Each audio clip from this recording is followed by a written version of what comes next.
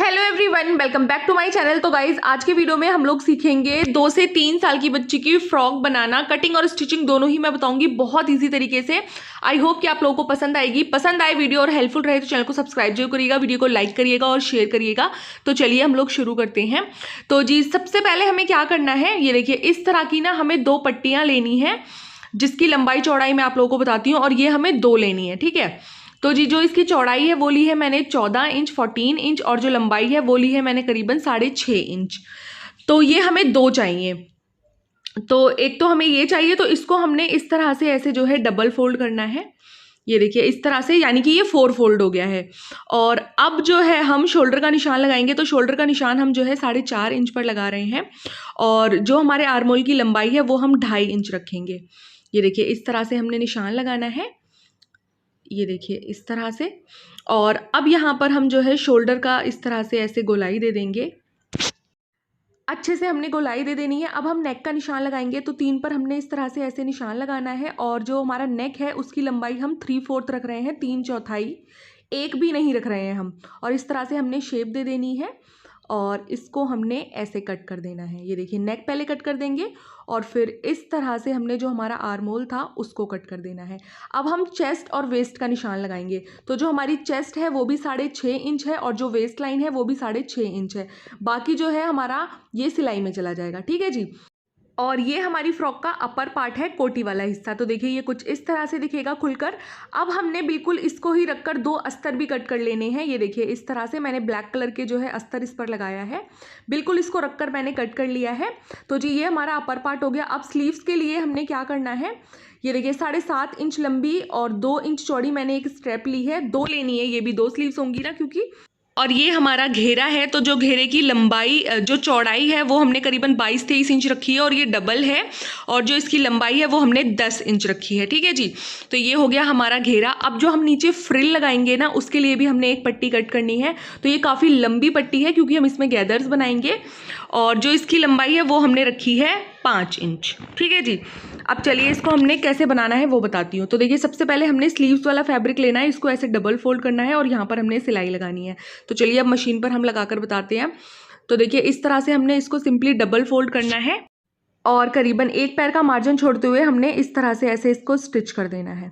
और अब हम इसको पलटकर सीधा कर देंगे। कोई भी आप लकड़ी या फिर पेन कुछ भी ऐसा ले लीजिए, या पिन से भी आप कर लेंगे, और इसको इस तरह से हमने इसको पलटकर सीधा कर देना है। ये देखिए इस तरह से इसको हम सीधा कर देंगे, और इसको बिल्कुल अच्छे से बैठाकर आप चाहे तो इस पर आयरन कर लें, और फिर एक साइड से हम इसको ऐसे सिल देंगे ताकि ये बिल्कुल अच्छे से बैठ जाए।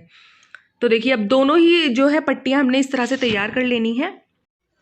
तो जी हमने दोनों पट्टियां बनाकर तैयार कर ली हैं, देख सकते हैं आप लोग। आयरन कर देंगे ना तो ये बिल्कुल अच्छे से बैठ जाएगी। तो देखिए ये तैयार है। अब हमने क्या करना है, जो हमारा अस्तर वाला फैब्रिक था उसको हमने ऐसे रखना है, और शोल्डर के पास हमने इस तरह से ऐसे इन पट्टियों को रखना है, और ऊपर से उल्टा हमने जो हमारा मेन फैब्रिक है उसको रखना है इस तरह से। और यहाँ पर जहाँ पर हमने ये जो पट्टियाँ लगाई हैं वहाँ पर हम इस तरह से ऐसे पिन अप कर देंगे ताकि ये निकले नहीं, और जहाँ पर हमने स्टिच करना है वहीं पर स्टिच हो। तो देखिए इस तरह से अब इसके चारों तरफ हमने 3 तरफ हमने इस तरह से ऐसे सिलाई लगा देनी है, ठीक है जी। तो चलिए अब हम सिलाई लगाना शुरू करते हैं। सिलाई लगाते वक्त ध्यान रखना है कि जो आपका मार्जिन होगा वो 1 पैर से ज़्यादा का मत लीजिएगा, मतलब जो आपका बूट है उसका 1 पैर का ही लेके चलिएगा निशान, ताकि बिल्कुल एक जैसा आपका बने फ्रंट और बैक दोनों का। तो देखिए इस तरह से जो है हमने बिल्कुल अच्छे से इसको स्टिच करते जाना है। ये देखिए इस तरह से ऐसे स्टिच करेंगे ना हम बिल्कुल नाप कर, तो बिल्कुल एक जैसा और बहुत परफेक्ट हमारा बनकर तैयार होगा। तो देखिए इस तरह से हमने इसको घुमा घुमा कर तीनों साइड इस तरह से ही ऐसे ही सिल देना है, और एंड करते वक्त हमेशा पक्का किया कीजिए। अब देखिए यहाँ पर हम कट्स लगाएंगे। ये देखिए कट लगाने से क्या होता है, बहुत अच्छे से बैठता है। तो आपने कट जरूर लगानी है, और कट लगाते वक्त ध्यान रखना है कि आपका जो है धागा ना कटे। अब हमने इसको इस तरह से ऐसे सीधा कर लेना है निकाल कर। ये देखिए कोई भी नुकीली चीज़ लेकर आप इसके जो है कॉर्नर्स निकाल सकते हैं। और अब अगेन जो है हम ऊपर से इसको बैठाने के लिए अच्छे से सिलाई लगाएंगे। आप चाहें तो आयरन भी कर सकते हैं, लेकिन सिलाई लगाने से क्या है बहुत अच्छे से बैठ जाएगा ये। तो देखिए अब इसके चारों साइड हमने इस तरह से ऐसे सिलाई लगानी है, और ये वाली सिलाई ना आपने बहुत फिनिशिंग के साथ बिल्कुल किनारे पर लगानी है, क्योंकि ये ऊपर रहेगी। अगर आप अच्छे से नहीं लगाएंगे तो फिर बहुत बेकार दिखेगा। तो देखिए हमने पूरे पर सिलाई लगा ली है। और सिलाई के बाद ये कुछ इस तरह से दिखेगा। अब हमने दूसरा साइड लेना है, बैक साइड, उसका पहले अस्तर बिछाना है और उसके ऊपर हमने सीधा इसको इस तरह से ऐसे रखना है, ठीक है जी।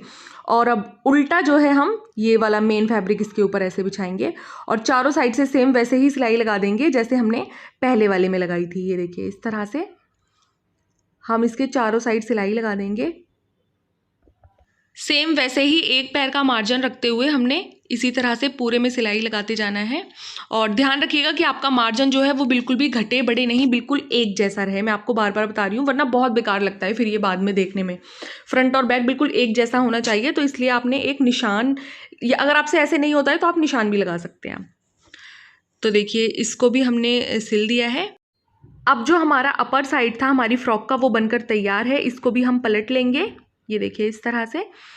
और इसके ऊपर भी हमने इसको बैठाने के लिए सिलाई लगाई थी ना फिनिशिंग की, इसके ऊपर भी, बैक साइड वाले के ऊपर भी हमने लगानी है। और देखिए लगकर दोनों कुछ इस तरह से दिखेंगे, फ्रंट और बैक। तो ये जो हमारा अपर पार्ट था फ्रॉक का ये बनकर तैयार है, देख सकते हैं आप लोग, कुछ इस तरह से दिखेगा। अब ये जो हमारा घेरे वाला फैब्रिक था 10 इंच वाला, जिसकी लंबाई हमने 10 इंच ली थी, उसको हमने एक साइड से ऐसे सिलना है, बड़ी सिलाई से, अपनी मशीन की जो बड़ी सिलाई होती है ना उससे सिलना है। और अब धागा खींचकर हम इसके गैदर्स बनाएंगे। अगर धागा खींच के आपसे गैदर्स नहीं बनती है तो आप हाथ वाली सुई से भी बना सकते हैं, या फिर गैदर वाला बूट आता है उससे भी बना सकते हैं। तो देखिए इसी तरह से जो है मैं इस घेरे में पूरे में जो है इस तरह से ऐसे गैदर्स बना दूंगी। बहुत इजी होता है इस तरह से बनाना। अब देखिए जो हमारा अपर पार्ट है उसको हमने उल्टा करना है, और जो हमारी फिटिंग की सिलाई है ना उसको हम एक साथ एक साइड से पहले ही लगा देंगे, उसके बाद हम जो है इसमें घेरा जोड़ेंगे। ये देखिए एक साइड हमने लगा दी है, और जो भी थ्रेड वगैरह हुआ करें उसको साथ के साथ कट कर दिया कीजिए, इससे ऐसे करने से ना काम में फिनिशिंग आती है। और अब इसको हमने ऐसे सीधा रखना है, और ये देखिए हमने गैदर्स बनाकर तैयार कर ली हैं घेरे में। अब इसको उल्टा हम जो है हमारा जो अपर बॉडी पार्ट है फ्रॉक का उसके ऊपर इस तरह से ऐसे रखेंगे, और यहाँ से करीबन 1/2 इंच का मार्जिन लेते हुए हमने बिल्कुल अच्छे से, इसकी गैदर्स बिल्कुल भी पलटनी नहीं चाहिए, बिल्कुल अच्छे से आपने फैब्रिक को बिठाना है, एक एक गैदर को बैठाना है और बहुत तरीके से सिलाई लगानी है। ये देखिए बिल्कुल अच्छे से जैसे मैं बैठा रही हूँ ना, और बिल्कुल अपने हाथ को ऐसे ही रखना है, और हाथ में सुई ना लगे इस बात का भी ध्यान रखना है, क्योंकि कई बार मेरे लग चुकी है तो वो मैं आपको बता रही हूँ। अब देखिए ऐसे ही सिलते सिलते हमने पूरे घेरे में इसको जो है ज्वाइन कर दिया है, और ये कुछ इस तरह से दिखेगी। ये देखिए अब इसको पलटकर हमने जो हमारा दूसरा साइड था ना फिटिंग वाला, वहाँ पर हम सिलाई लगाएंगे सबसे पहले। ये देखिए इसको हम इस तरह से ऐसे डबल फोल्ड करेंगे, और करीबन 1/2 से भी कम इंच का मार्जिन लेते हुए हमने इस तरह से ऐसे फ्रंट और बैक को मिलाते हुए बिल्कुल अच्छे से ऐसे सिलाई लगा देनी है। ये देखिए इस तरह से। तो जी ये हमारी सिलाई लग गई है। अब ऑलमोस्ट जो है हमारी फ्रॉक जो है वो बनकर तैयार है। अब जो नीचे हमारे गैदर्स हैं ना वो हम इसमें लगाएंगे। तो नीचे की साइड हमने गैदर्स बनानी है, फ्रिल बनानी है, फ्रिल लगाएंगे। तो देखिए फ्रिल के लिए जो पट्टी थी उसको सबसे पहले मैं नीचे से इस तरह से ऐसे हैमिंग करूँगी। ये देखिए एक साइड से मैंने इस पर ना ओवरलॉक कर लिया है, आप चाहें तो पीको भी करा सकते हैं या फिर इस तरह से हैमिंग भी कर सकते हैं, लेकिन ओवरलॉक थोड़ी चौड़ी होती है ना तो वो काफ़ी अच्छी दिखती है ऊपर से, तो इसलिए मैंने कराया है। तो देखिए एक साइड से मैंने हैमिंग कर दिया है इसको अच्छे से। अब जिस साइड मैंने ओवरलॉक कराया था वहाँ से करीबन ऊपर से 1/2 इंच छोड़ते हुए मैं सबसे बड़ी सिलाई अपनी मशीन की चलाऊँगी इस तरह से, और धागे को खींचते हुए मैं इसमें भी फ्रिल बना दूँगी। ये देखिए इस तरह से हमने फ्रिल बनानी है। पूरी जो लंबी पट्टी है उसमें मैं इसी तरह से गैदर्स बना दूंगी फ्रिल बनाने के लिए, ठीक है जी।